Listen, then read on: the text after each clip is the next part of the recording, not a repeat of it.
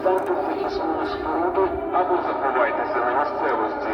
Дотримуйтесь спокою та порядку. Уважно слухайте повідомлення Департаменту з питань цивільного захисту Львівської облдержадміністрації. Увага! This is the siren for the air raid alert in the small town where I am right now, working with the kids and getting ready to preach. Відключіть світло, газ, погасіть вогонь у печах. Візьміть засоби індивідуального захисту, документи, запас харчів та води. Попередьте сусідів та допоможіть хворим та людям похилого віку вийти на вулицю. Якнайшвидше дістаньте захисної споруди або заховайтеся на місцевості. Дотримуйте спокою та порядку.